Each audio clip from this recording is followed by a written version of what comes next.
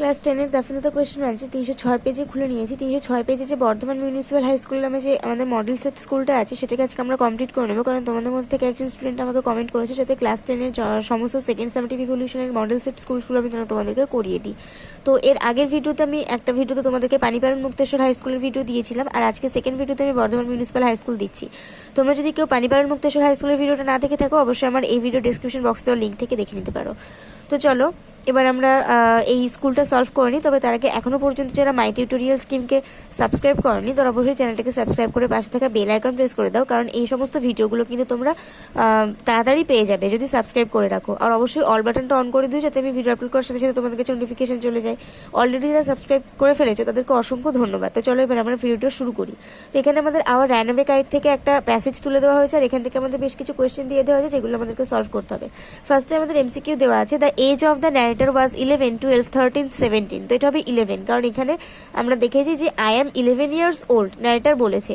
তারপরে আছে the narrator and Claudie faced problem to play the game of hide and seek, pirate caves, football, cricket. তো এটা হবে pirate caves, কারণ এখানে আছে it is hard to run pirate caves and things like that with only 2।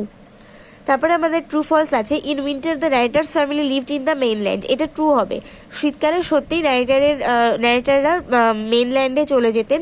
আর তার এখানে আমরা এটা জানতে পেরেছি যারা যারা পড়েছো, in winter when the harbour is frozen over we all move over to the mainland. এখান থেকে এতটা হচ্ছে আমাদের সাপোর্টিং স্টেটমেন্ট। তারপরটাই আছে, on the big half moon island the narrator goat many friends to play with.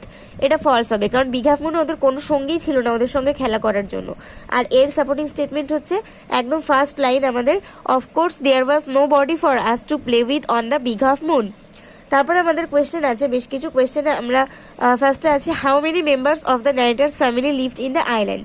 তো এর answer হিসেবে আমরা লিখতে পারি, in the story Our Runaway Kite, written by Lucy Maud Montgomery, there were 6 members of the narrator's family lived in their island.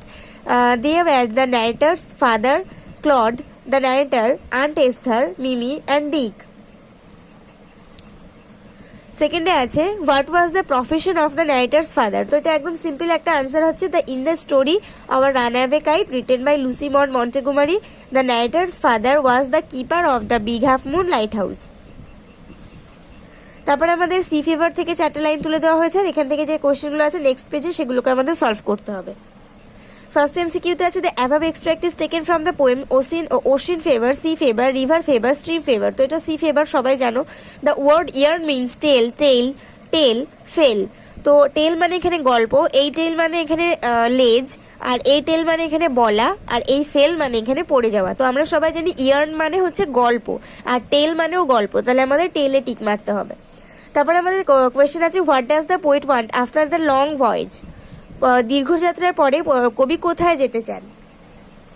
দীর্ঘযাত্রার পরে কবি কি চান? In the poem sea fever written by John Masefield, the poet wants to quiet sleep and a sweet dream after the long voyage. In fact the poet wants to tell about the last sleep of human life which is of very peace. এখানে বলা হয়েছে যে C favour, জন মেসফিল্ডের লেখা C favour কবিতায় কবি চেয়েছেন অনেক লম্বা একটা দীর্ঘযাত্রার পর, একটা সমুদ্রযাত্রার পরে একটুখানি সুন্দরভাবে ঘুমোতে এবং একটা মিষ্টি স্বপ্ন দেখতে। আসলে কবি এখানে বলতে চেয়েছেন মানব জীবনের একদম শেষ ঘুমের কথা, যেটা খুবই শান্তির হয়ে থাকে। তারপরে আমাদের এখানে একটা রিডিং কম্পিটিশন দিয়েছে। আনসিনে আমাদের মিলখা সিং, আমরা সবাই জানি যে মিলখা সিং আমাদের একজন এশিয়ার মধ্যে একজন বিখ্যাত অ্যাথলিটস ছিলেন, তার সম্পর্কে এখানে একটা আনসিন দেওয়া হয়েছে। আনসিনটা পড়ে আমি সময় নষ্ট করছি না, আমি জাস্ট আনসিনের কোয়েশ্চেন আনসারগুলো তোমাদেরকে বলে দিচ্ছি এবং কোথা কোথা থেকে আমি আনসারগুলো নিয়েছি সেগুলো আন্ডারলাইন করে তোমাদেরকে আমি দেখিয়ে দেবো। তো অ্যাট ফার্স্ট আমরা চলে যাচ্ছি এখানে এমসিকিউতে। এখানে দেখো আছে, Milkha Singh was a great footballer, athlete, tennis player, cricketer.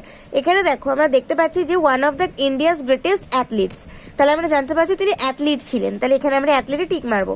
তারপরে Nirmal Kaur died at the age of 85, 95, 75, 65। তো নির্মল কৌর ছিলেন মিলখা সিং এর স্ত্রী, আর তিনি মারা গিয়েছিলেন 85 বছর বয়সে, কারণ এখানে দেখো আছে যে Singh's wife Nirmal Kaur, former volleyball captain, also died with covid earlier this week, aged 85। তারপরে আছে, as a young boy Milkha Singh lived in Lahore, Karachi, Multan, Chandigarh. তো এটা হবে চণ্ডীগড়, কারণ এইখানে আমরা সরি, এটা চণ্ডীগড় নয়, এটা মুলতান হবে, কারণ এখানে as a young boy who lived in a remote village in Multan Province, তার মানে আমরা বুঝতে পারছি উনি মুলতানে থাকতেন। তারপর ট্রু ফলসে দুটোই আমাদের ফলস হবে, কারণ প্রথমটা হচ্ছে Rome Olympics was held in 1970, 1970 সালে রোম অলিম্পিক্স হয়েছিল, এটা একদম ভুল কথা। আর Milkha Singh is popularly known as flying Dutch, flying Dutch নামে তিনি পরিচিত ছিলেন না, তিনি ফ্লাইং সিখ নামে পরিচিত ছিলেন, তাই এটাও ফলস। আর এদের সাপোর্টিং স্টেটমেন্টগুলো হচ্ছে, দেখো ফার্স্ট সাপোর্টিং স্টেটমেন্ট আমরা দিতে পারি এখান থেকে যে Singh won 4 Asian gold medals and finished 4th in the 400 metre final at the 1960 Rome Olympics. তাহলে এখানে জানতে পারছি 1960 সালে রোম অলিম্পিক্স হয়েছিল। আর সেকেন্ডের যে সাপোর্টিং স্টেটমেন্টটা হবে সেটা হবে popularly known as the flying Sikh, flying Dutch নয়, ফ্লাইং শিখ। তাহলে এখানে আমরা দুটো সাপোর্টিং স্টেটমেন্ট পেয়ে গেলাম।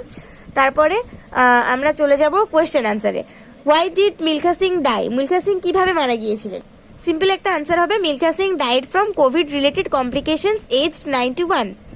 তারপরে কোয়েশ্চেন আছে, name the film based on the life story of Milkha Singh, Milkha Singh এর লাইফের উপর বেস করে যে মুভিটা তৈরি করা হয়েছিল তার নাম কি? তো আমরা সবাই জানি ভাগ মিল্খা ভাগ, আমরা অনেকেই এই সিনেমাটা দেখেওছি। এখানে দেখো আছে লেখা যে ওনার যে বলিউড ফিল্ম ওনার লাইফ বেসডের উপর তৈরি করা হয়েছিল, এটা হচ্ছে ভাগ মিল্খা ভাগ।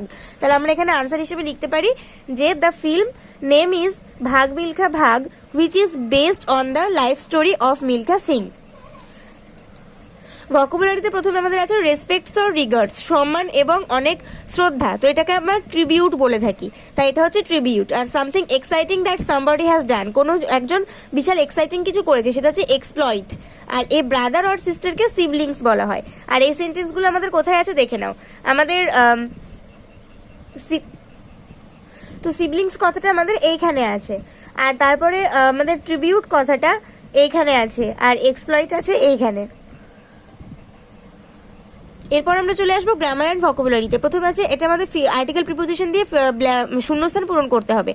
India's chance to winning of T20 world cup 2022 depends on the performance of the bowlers.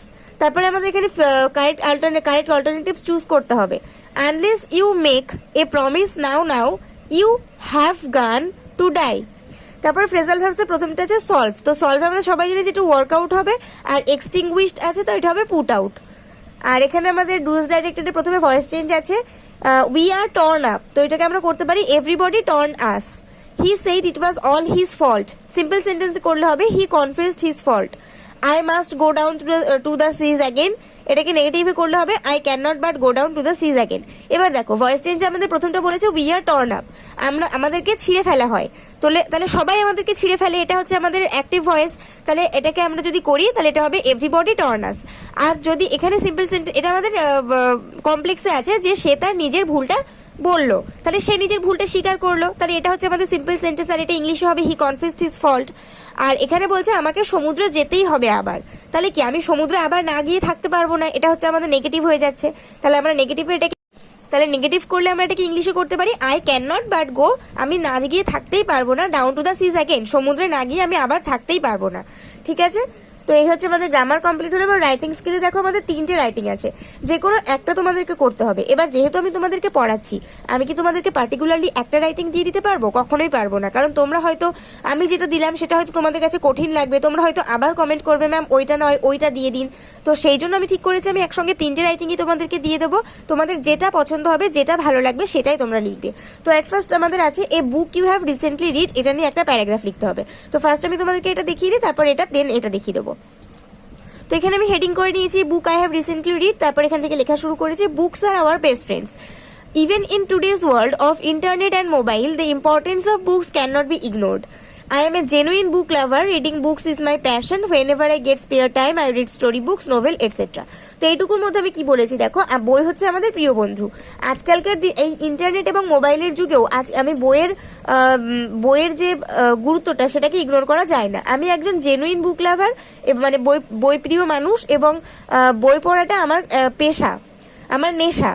আর যখনই আমি সময় পাই, অবসর সময় পাই, তখনই আমি গল্পের বই, উপন্যাস এইসব পড়ে থাকি।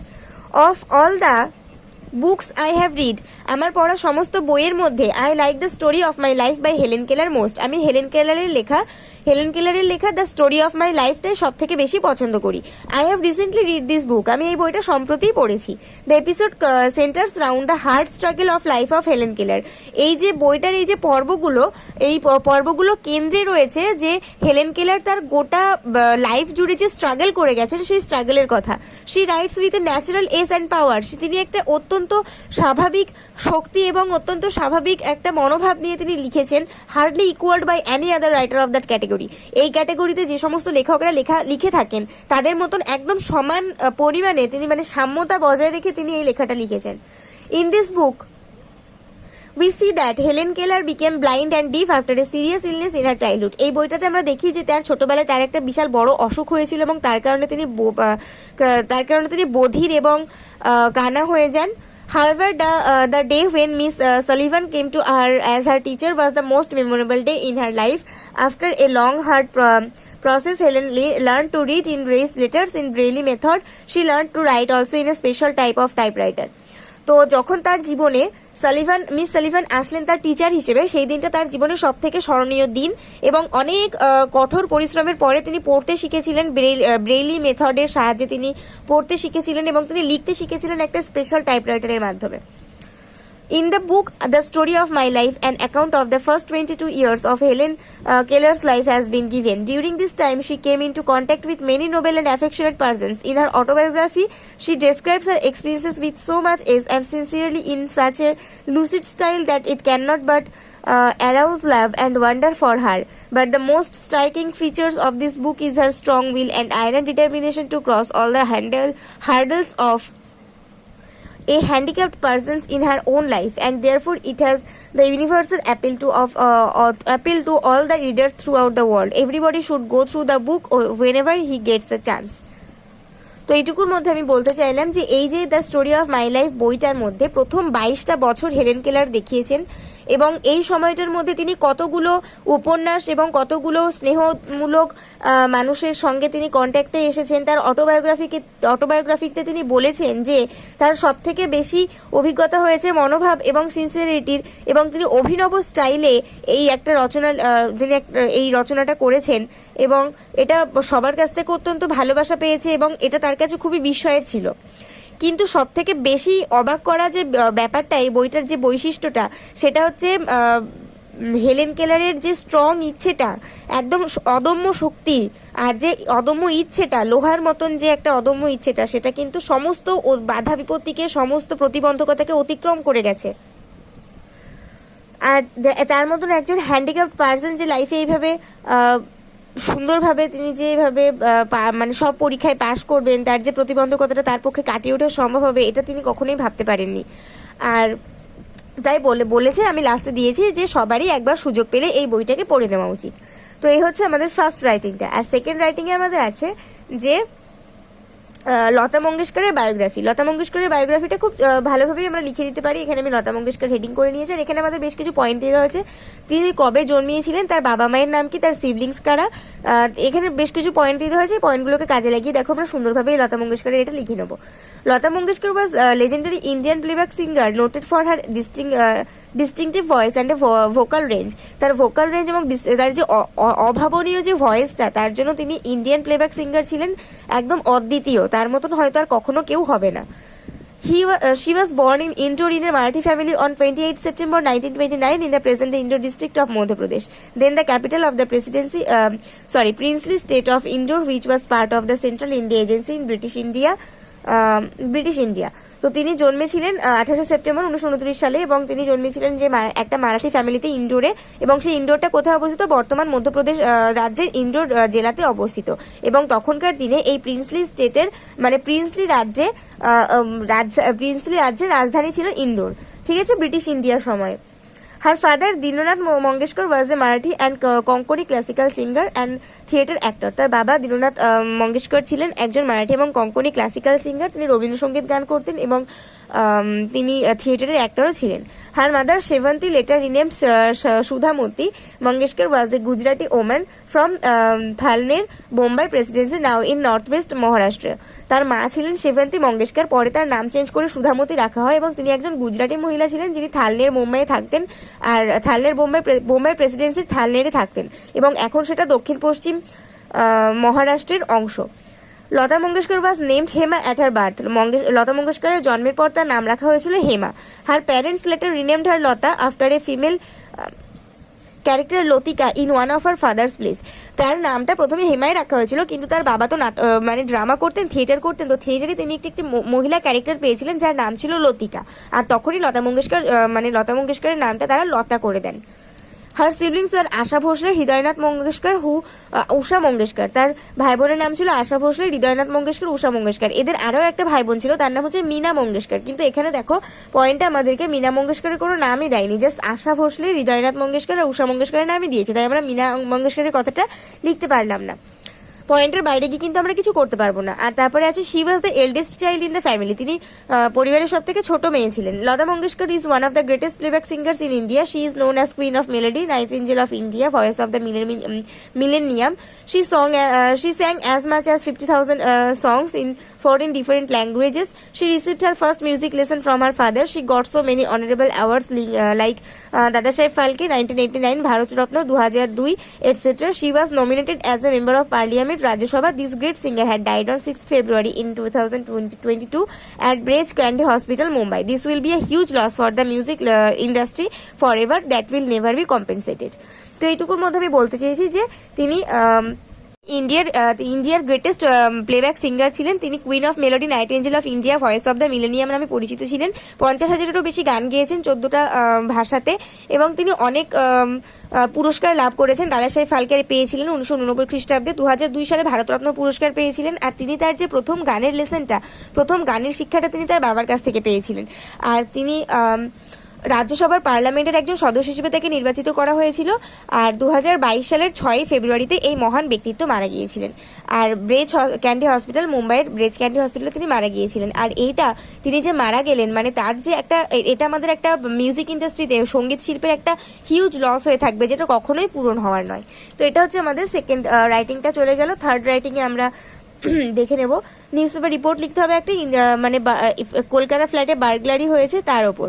তো এখানে আমাদের পয়েন্ট দিয়ে দেওয়া হয়েছে, আর এই পয়েন্টগুলোকে ভিত্তি করে আমরা নিউজ পেপার রিপোর্টটা লিখে ফেলবো। আমি এখানে মানে হেডলাইন করে নিয়েছি the flat burglary by staff reporter, যেরকম লিখতে হয়। এখানে আমি ডেট প্লেস দিয়ে দিয়েছি Salt Lake, August 29, 2022। A daring burglary took place in a flat of. এখানে একটা জিনিস খেয়াল রাখবে, যেদিন তোমার ঘটনাটা ঘটবে তার পরের দিন এখানে ডেট দিতে হয়, ঠিক আছে? ধরো যদি বলে যে 28শে আগস্টে হয়েছে, তার মানে তোমাকে এখানে 29শে আগস্ট দিতে হবে, ঠিক তার পরের দিন এখানে তোমাকে ডেট দিতে হবে, কারণ যেদিন ঘটনাটা ঘটবে সেদিন তুমি রিপোর্ট করতে পারবে না, তার পরের দিনই তোমাকে রিপোর্টটা করতে হয়। A daring burglary took place in a flat of Salt Lake, Kolkata on. তো এখানে বলেছে যে একটা ভয়াবহ বার্গলারি হয়ে গেছে সল্টলেকের একটা ফ্ল্যাটে, কলকাতার সল্টলেকের একটা ফ্ল্যাটে অন 28th August, 28শে আগস্টের দিন। The incident occurred around 12:30 PM when all the residents of the flat except an old man went to attend a marriage ceremony. এই ঘটনাটা ঘটেছে দুপুর 12:30টার দিকে, যখন ওই ফ্ল্যাটের সমস্ত বাসিন্দারা একজন বৃদ্ধ মানুষকে ছাড়া সবাই একটা বিয়ের অনুষ্ঠানে অ্যাটেন্ড করতে চলে গিয়েছিলেন। Mister Ram Sen, the old and sickly member of the family, unlock the door of his flat expecting the made to arrive. ওই পরিবারের একজন সদস্য রাম সেন, যিনি কিনা কয়েকদিন ধরে অসুস্থ ছিলেন এবং অত্যন্ত বৃদ্ধ মানুষ, তিনি দরজাটা খুলেছিলেন এই ভেবে যে হয়তো তার বাড়ির কাছের লোক এসেছে। To his surprised 4 burglars with free firearms made their forced entry and silenced him at the point of gun. 4জন ডাকাত খুবই জোরপূর্বক বাড়ির ভিতরে ঢুকে আসে এবং তাদের হাতে আগ্নেয়াস্ত্র ছিল, আর সেই দিয়ে মানে বন্দুক দেখিয়ে তারা মানুষটাকে চুপ করিয়ে রেখে দেয়। ransacked the rooms, তারা ঘরটাকে পুরো তছনছ করে দেয়। অ্যান্ড ব্রোক ওপেন দ্য আলমিরা, এবং আলমারিটাকে ভেঙে ফেলে, আলমারিটাকে। They decamped with gold ornaments and cash with ₹15 lakhs, তারা ছিনিয়ে নেয় অনেকগুলো সোনার গয়না এবং 15 লাখ মতন টাকা। The miscreants took almost 15 minutes two execute there plan, মাত্র 15 মিনিটের মধ্যে তারা তাদের পরিকল্পনা মানে পুরো সম্পন্ন করে ফেললো। আফটার দেয়ার ডিপার্চার, তাদের চলে যাওয়ার পরে the old man recovered himself, নিজেকে তিনি উদ্ধার করেছেন অ্যান্ড কল্ড হিজ নাইবার্স এবং অ্যান্ড দ্য পুলিশ, এবং প্রতিবেশী এবং পুলিশদেরকে ডেকেছেন। এই search operation has already been started, একটা তদন্ত অলরেডি শুরু করা হয়েছে। The police have found no trace of the gang yet, এখনো পর্যন্ত পুলিশ এই গ্যাংয়ের কোনো হদিশ পায়নি। তো এই হচ্ছে আমাদের এই রিপোর্টটা। তো এখানে দেখো, আশা করছি আমি তোমাদেরকে বর্ধমান মিউনিসিপ্যাল হাই স্কুলের যাবতীয় যে সিন আনসিন গ্রামার রাইটিং যা যা ছিল সব আমি দিয়ে দিতে পেরেছি। আশা করছি ভিডিওটা তোমাদের কাছে উপকারী হয়ে উঠবে। তাই আমার একান্ত রিকোয়েস্ট থাকলো তোমাদের কাছে, ভিডিওটাতে একটা করে লাইক করে দিয়ে বন্ধুদের সঙ্গে অনেক অনেক শেয়ার করে দাও। আর অবশ্যই নেক্সট ভিডিও আসা পর্যন্ত সবাই ভালো থাকো, সুস্থ থাকো আর মন দিয়ে পড়াশোনা করতে থাকো।